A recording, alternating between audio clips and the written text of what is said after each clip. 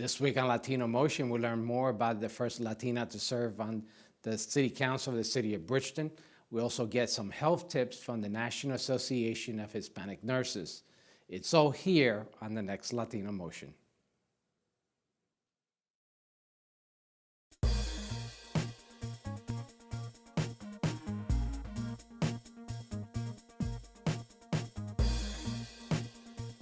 Choose quality, value, distinction. Choose Stockton. Latino Motion with Bert Lopez is presented by Latino Motion Public Affairs Media, a New Jersey nonprofit corporation, and Stockton University. This edition of Latino Motion with Bert Lopez is brought to you by the HD Studios at the campus of Stockton University.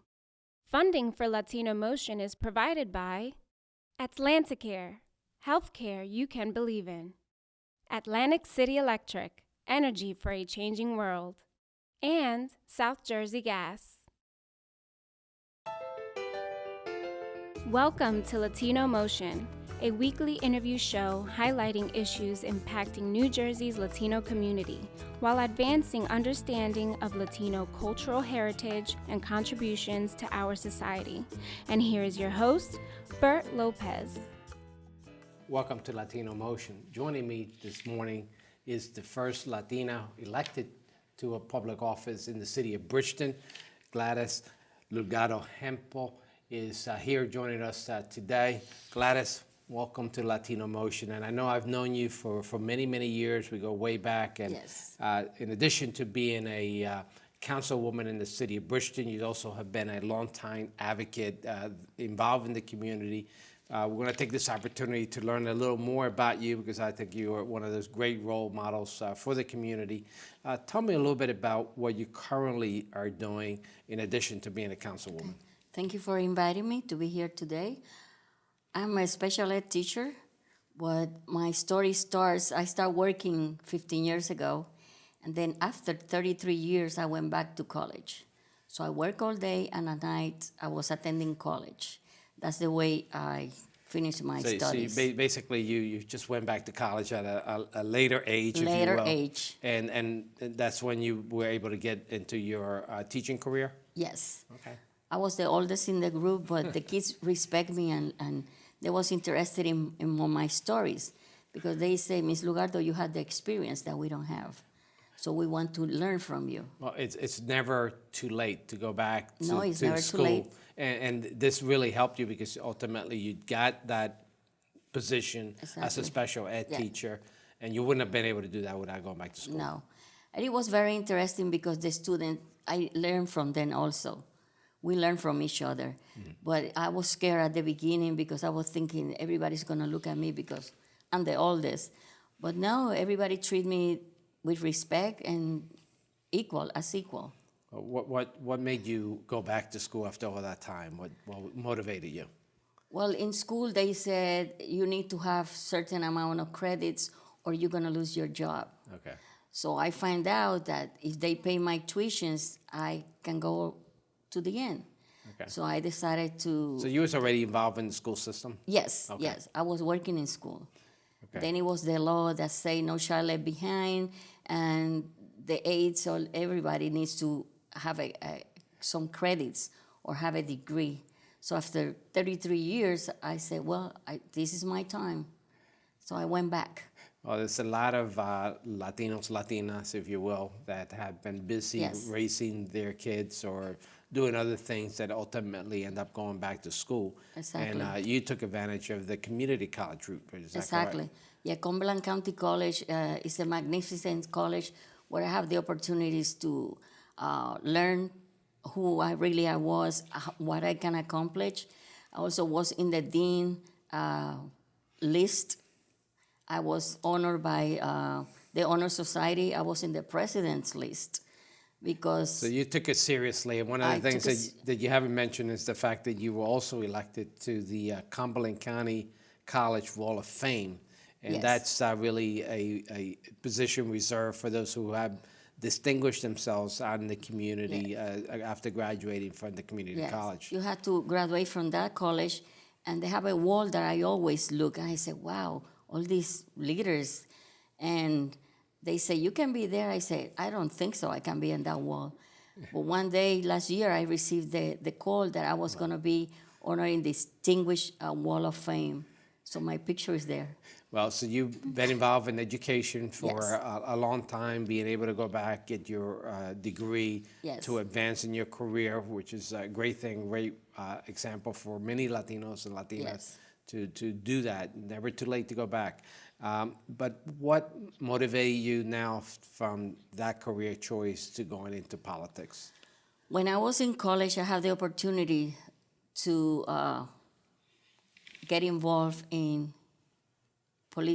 as a political, Right. and I was thinking I can never do this because that wasn't my plan. My plan, I want to do masters or more. Right. But I have to stop college. I was involved in an election Right. that took a lot of time from me. Right. So I had to stop college. So Well, but you did earn your yeah, bachelor's degree ultimately. Yes. So after that, it was working and doing campaign. But at my first election was by council. Mm-hmm. It was 2 years election. I had to cover the term for another councilwoman that was appointed as assembly. No, that was Celeste Riley. That was Celeste Riley. So council needs to vote Right. completely for one person. So because I do campaign before, I've reached each of them, and I say, you know who I am, you know my campaign, and they all vote for me. And you're also involved in the community as well. I know that Oh, you've yes. been an active. I actually had the opportunity to be on a radiothon with you several years ago, Oh, yes. raising money for, I forgot what the cost was, but I I've know. been involved in so many things, but at the Right. radio show that you participate with me, we've raised money for leukemia, I guess it was. We was in the American Red Cross. We've been involved in so many activities. But my involvement in the community is working more with the youth. I do like 25 pageants in the state of New Jersey before. And now in my school, I was the first teacher, the first woman that came with the idea of teaching etiquette to students. So my club ended this year be one of the best in the county. That's great, and I know that you have helped a lot of young Latinas, and in fact, you had me serve as a judge at one point. So I know that's something that you've always wanted to get more Latinas to advance and get educated. Exactly. Thank God I have a group of people that always help me when I need it, and we have that specific pageant. It was from Miss Bridgeton. Celebration of 350 years. Wow. It was. And I have you as one of my judges, which was fantastic because the girls learned about each other, the culture, Right. Mexican culture, Puerto Rican culture, American culture. So it was a lot of involvement for the girls. And that's one of the things we want to cover in the next segment because Okay. there's a lot of things happening in Bridgeton, and certainly it's not lacking in terms of diversity. And we're going to cover that a little Exactly. further and some of the good things that are happening Okay. in the city of Bridgeton. We're going to take a quick break, and we'll be right back with more Latino Motion.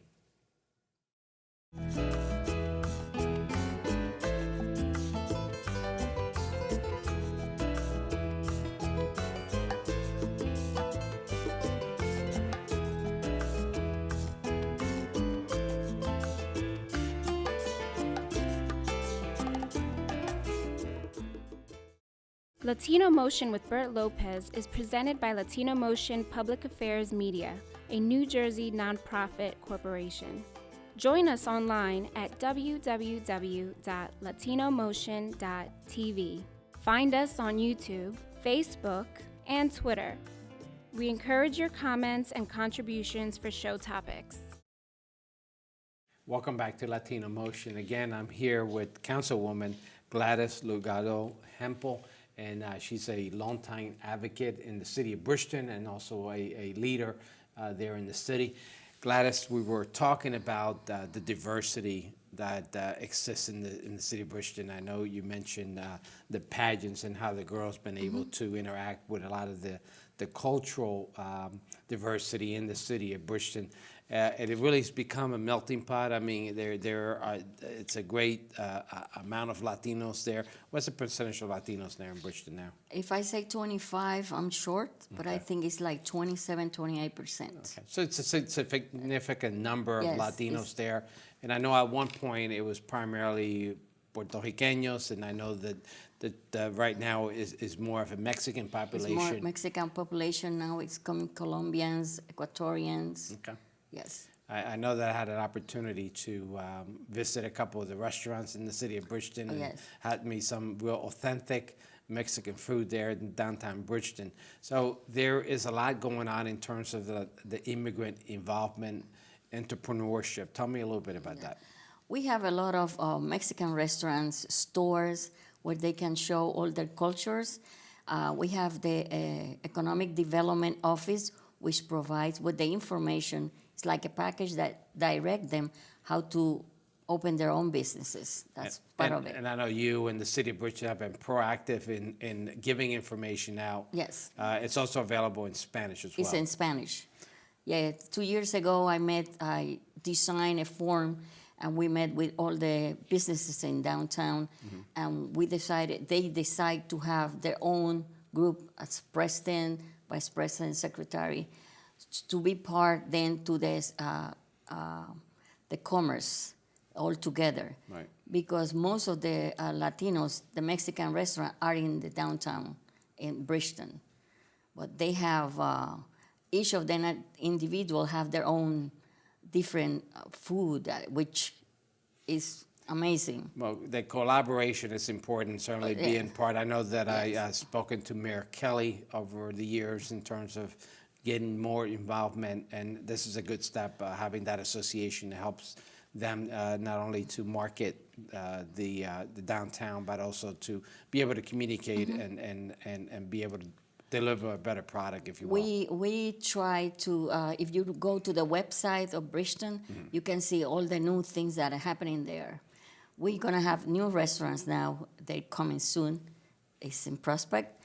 But our more initiative, the best now areas that we design is the areas of the lake. As you know, when the storm passed over Bridgeton, everything was destroyed. So finally, like a month ago, we opened the lake. It's full of water. The Right. sidewalks are complete. The path where everybody can run and do exercises is complete. And the area, we have the splash park, which is one of the amazing things that we have for everybody comes from different areas in the state of New Jersey to participate and bring their kids. We had the zoo, and we have that since for a long time. It's called the Cohensik The Zoo. Cohensik Zoo in the city of Bridgeton. And tell me a little bit about the interaction that you're having in terms of fostering understanding between the Latinos and the non-Latinos in the city of Bridgeton. Yes, we met with more than 400 Mexicans in April, and they came with their concerns about safety. Okay. That they leave their families, they drive because they had to work. They want to be providers for their family. So we met with them, and we passed a resolution in April stating that we want the public safety of the city of Bridgeton. We want to bring them out of the shadows. Okay. As you know, in the United States, from 1 to 5, one accident is mainly by a person that don't have a license or is an immigrant.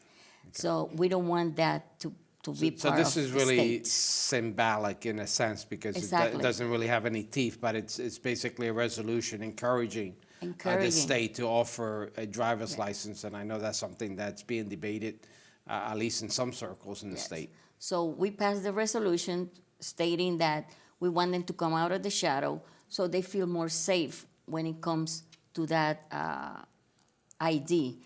It's not a license, it's an ID that is by the city of Bridgeton. But that, we send that to the state, and now we're waiting for the governor to send it to the Congress. So the idea is similar to what Newark is doing, providing Exactly. an identification, An and you're identification. using their passport to have an identification, but ultimately the other resolution was also encouraging Exactly. driver's Yeah. license in the state as well. So Yes. it's the twofold, if you will. Yes. So now we had to wait because other cities in New Jersey are passing that resolutions also.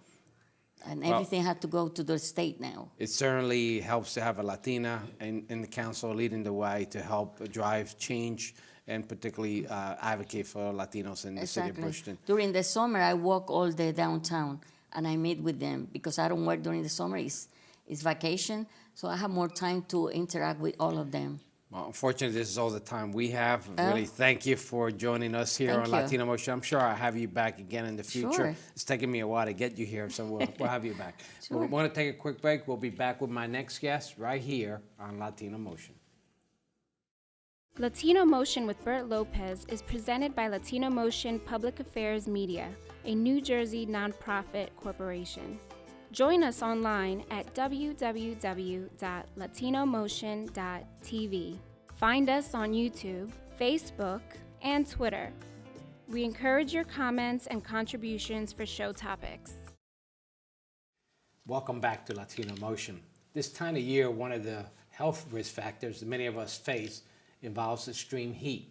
Joining us is one of the members of the National Association of Hispanic Nurses, Vivian Lozano. Vivian, welcome to Latino Motion. Thank you, Bert. Thank you for inviting me. Vivian, this is a topic that I know you covered a number of times. You've done a couple presentations on this. Tell me a little bit about extreme heat and the impact that could have on an individual. And obviously, when you're facing extreme heat, there are certain folks that may be more at risk than others. Tell me a little bit about the impact. So it's a major impact, and the main thing, let's start by saying that during this time of the year, the main thing is to educate, to do what you're doing right now, and bringing the voice to the community and let them know this is a risk, it's a problem. We have one of the major things, there's two major risks during this extreme heat, when you're exposed to extreme heat. And one of them is heat exhaustion, and the other one is heat stroke. Most people can really tell between either one, and but they're very serious. And as you were saying, some of especially the elderly and the children are more at risk. And also those who have comorbidities or other diseases such as diabetes or hypertension, they're at a higher risk. I can differentiate for you. So when we have a heat stroke, it happens very rapidly. And that's especially for those who work outside, gardening, a lot of, whoever's working outside or in the park. You get really red, your body can't regulate the heat, so those the are warmth. some of the symptoms. Those are some of the symptoms, yes. Your body cannot regulate the temperature, and you have high temperatures. Your body temperature will go all the way to 103 degrees. So what's the first thing we should look for, not just in ourselves, but maybe our parents or the kids? What's Extreme redness, Okay. flushed skin. They will have palpitations. They will tell you probably if you check the temperature, you'll have a temperature of 102 or 103. Wow. And if that's the case, you really need to seek emergency treatment, because heat strokes are very detrimental to health and usually will cause major problems such as heart attacks and stroke, and in many cases even death. So tell me, what should we be doing to prepare for the heat? And it's not always about how hot it is outside, is it? I mean, you could still have heat stroke and suffer the consequences when you're not taking the right care. Absolutely. So the heat stroke, if you are exposed to high temperatures or just to the sun for a long period of time without proper protection, without hydration. With that meaning you're not drinking water, you're standing outside without having a hat on or putting any sunblock. Your body is absorbing all that temperature, the UV rays, and it can no longer process it. So it kind of goes into shock, and that's when we have either heat stroke or a heat exhaustion. Now, obviously, one of the things that a lot of folks think when it's pretty hot outside, drinking a nice cool beverage, which could be a beer or it could be a soda, is that the right thing to drink? No. Beer and soda actually depletes you from many of the electrolytes that you need to stay hydrated. So the best thing to do is stay away from the beer and the soda and drink water. Sometimes it's good to drink to take some sport drinks, but you have to be careful.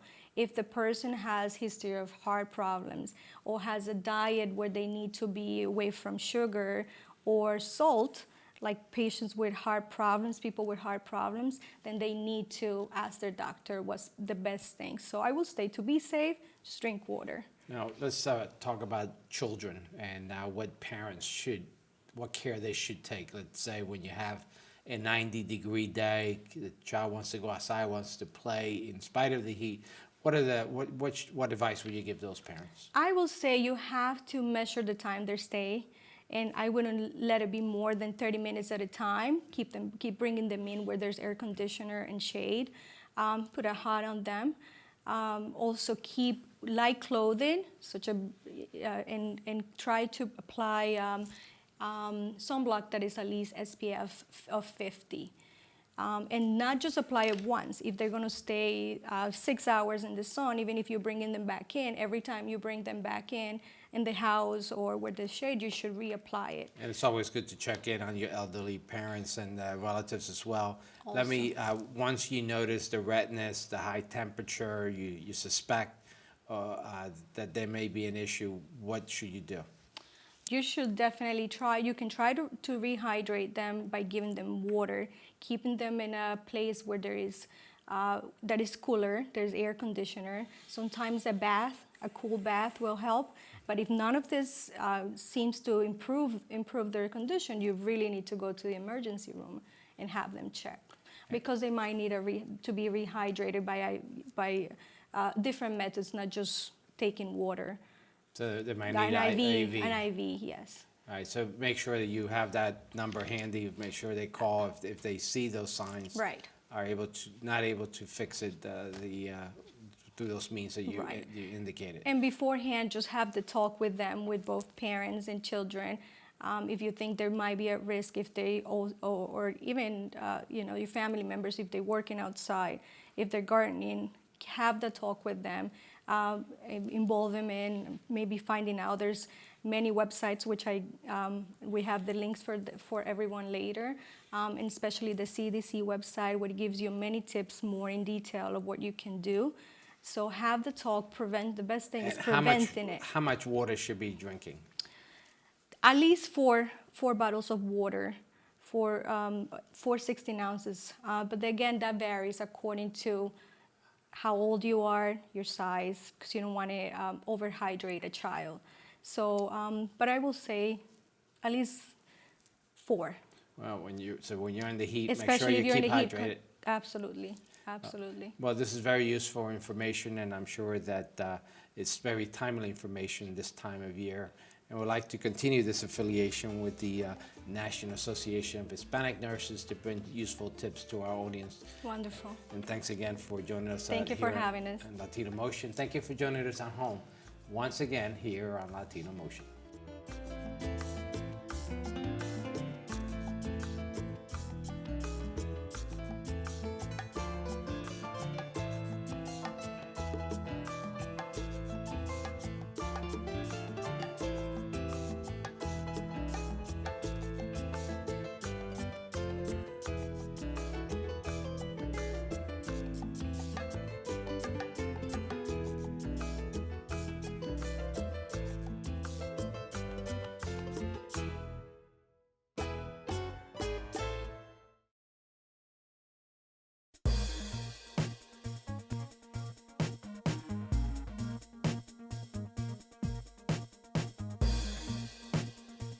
Choose quality, value, distinction. Choose Stockton. Funding for Latino Motion is provided by Atlanticare, healthcare you can believe in. Atlantic City Electric, energy for a changing world. And South Jersey Gas.